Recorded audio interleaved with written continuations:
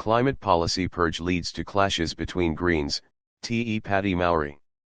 Parties on the left are clashing over the government's climate policy purge, with Te Pāti Māori saying the Greens climate minister James Shaw should resign. Shaw says that would leave him with no influence, and the recent extreme weather events show the need to instead double down, but the moves amount to a breach of practice over their cooperation agreement with Labour. Subscribe our YouTube channel and click our bell icon for new videos. Breach of practice over their cooperation agreement with Labour. When Prime Minister Chris Hipkins yesterday announced the second round of his reprioritization of the government's work programme, the policies being scrapped, restricted, or delayed had a distinctly green tinge. They included the clean car upgrade, social leasing scheme, alcohol reform, a container return scheme, speed limit reviews, a public transport improvement program, Auckland Light Rail and the Vote 16 legislation. Most were supported by the Green Party. Hipkins this morning defended scrapping the climate initiatives, saying they would have made a very small difference to emissions for the cost. Greens co-leader Shaw said he was really disappointed with some of the choices. They might individually not have amounted to a great deal of emissions reduction, but collectively they do start to add up, he said. As a country we've spent 30 years not treading with a great deal of urgency, and we are now in, I would say, quite dire straits. I don't think that this government has treated it with the level of urgency that was outlined in the cabinet paper when we declared that climate emergency. But, because of the way climate budgets work, the government would still be required to make up the difference elsewhere, he said. Any time that you decide to ditch a policy that has an impact on reducing pollution means that you've got to make that up somewhere else. What it actually demonstrates to me is that we need to double down, that we need more Green MPs in Parliament, that we need more Green ministers, and that we need to be sitting around the cabinet table, and we'll have a chance to do that this October. Co-leader Marama Davidson agreed, saying the Greens were the ones who would always prioritize climate change and inequality reduction. It is too slow, the rate of change and reducing pollution is too slow, we've always been really clear about that. We're focused on an election where the Green Party has the most influence on any government. If they want to work with us, they will have to come to the table with strong climate action and inequality reduction. She said cost of living and climate were not problems to be traded off against one another. Especially if we rebalance wealth. We should not have to choose, we have to do both of them. Te Pāti Māori urges Shaw to resign. Te Pāti Māori co-leader Debbie Ngarwa-Packer said the changes announced yesterday should prompt Shaw's resignation. That's not a policy, that's disgusting. And to be honest, the way that they're backtracking, the climate change minister should be ashamed of himself, in fact he should stand down. This is a total disrespect to all the work that's being done in this space, to all the Rangatahi, to all those that are living through the crisis of a climate change. I think it's a terrible backtrack. Labour's decided that, the climate and our future is not bread and butter. It is, in fact it's extremely important that they do an approach. I think they've backtracked, I think they've reneged on the commitment they've made when they first got in. She said it was clearly important that the Greens and Labour have another support partner because they clearly are not able to advance kaupapa that are important to us, addressing poverty and homelessness and making sure that our huana are resilient enough to handle the climate crisis. Her co-leader Rewairi Waidatai suggested Shaw could not abdicate responsibility for the moves. You can't say that you're not part of the government when you're a minister in the government, so this is a stain on that relationship, I would say. The other thing that's a head-scratcher for me is he's standing out there protesting against himself. But Shaw said while walking away might send a strong message, it would not achieve anything. Walking away leaves you with no influence at all, and actually it's incumbent on all of us that have got the option to double down. I think about, every day, the impact that I'm able to have as part of a government, and I think every politician should be questioning every day whether or not they would be better utilized elsewhere. He said he would still be willing to work with Te Pāti Māori.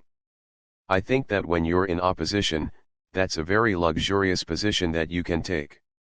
When you're in a position of responsibility, it does mean that you are faced with very difficult choices every single day. Greens say Labour breached cooperation agreement practices. Shah accused the Labour government of breaching its cooperation agreement with his party.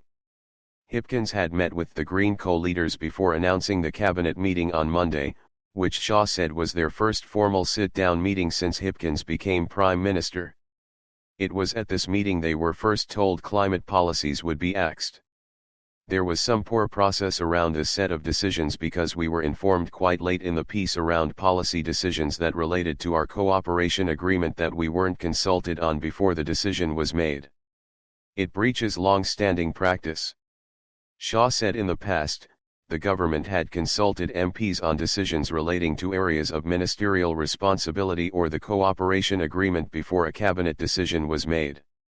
He would not say what Hipkins' response was, saying it was a private conversation. My frustration is that these decisions were made before there was a sense of what were the other options, and there are no easy options left because we as a country have been kicking the can down the road for 3 decades. National and ACT weigh-in. National Party Deputy Nicola Willis, standing in for her COVID-19 afflicted leader, said New Zealand did need to be reducing emissions. One area that I point you to is that climate change is going to make global food sources less secure, so that actually makes it more important than ever that New Zealand ensure that our carbon-efficient farmers can do their thing, and can be producing food that ends up on Kiwis' tables at a more affordable price. I think that if we don't handle climate change well, it will exacerbate the cost of living crisis. ACT leader David Seymour said the climate crisis did need to be weighed against the cost of living crisis. The best solutions were the most efficient ones, and the policies Hipkins had targeted were not. If alternative energy was cheaper, people would already be using it, so fundamentally, mitigating climate change goes against the cost of living. However, what does help with the cost of living is using the lowest cost, most efficient remedies to reduce emissions. The policies were already wildly ineffective. I think what this shows is the Greens will support ineffective policies. You know, the clean car upgrade was admitted to have no effect on climate. I would have thought the Greens would want to support the most efficient ways possible of reducing emissions because they say it's a crisis. Shah said 2 of the policies, the clean car upgrade and social leasing scheme, were not primarily designed to reduce emissions. They were actually designed to support low-income households to have different transport options which would lower their household living costs. In terms of climate, cutting them may not make much difference, but he suggested it made little sense to defer the container return program. While Hipkins said the scheme would cost families, it was not set to take effect for 3 more years. That container deposit scheme has been in the works for nearly 5 years now. It's basically ready to go. It doesn't even kick in until 2026, so the question has to be, why would you not actually just get it up and running? You know, the clean car upgrade was admitted to have no effect on climate. I would have thought the Greens would want to support the most efficient ways possible of reducing emissions because they say it's a crisis.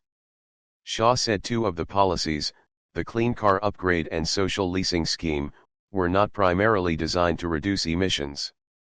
They were actually designed to support low-income households to have different transport options which would lower their household living costs. In terms of climate, cutting them may not make much difference, but he suggested it made little sense to defer the container return program. While Hipkins said the scheme would cost families, it was not set to take effect for 3 more years. That container deposit scheme has been in the works for nearly 5 years now. It's basically ready to go. It doesn't even kick in until 2026, so the question has to be, why would you not actually just get it up and running? Doesn't even kick in until 2026, so the question has to be, why would you not actually just get it up and running? Subscribe our YouTube channel and click our bell icon for new videos.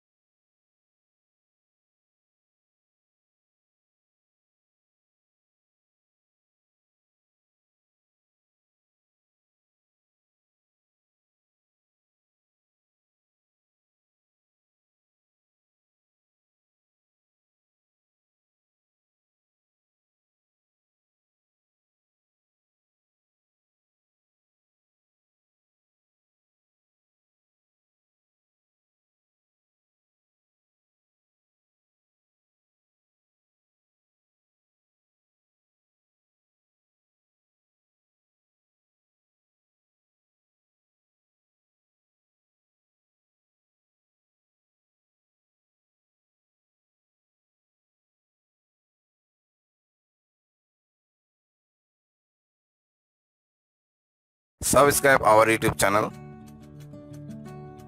and click our bell icon for new videos.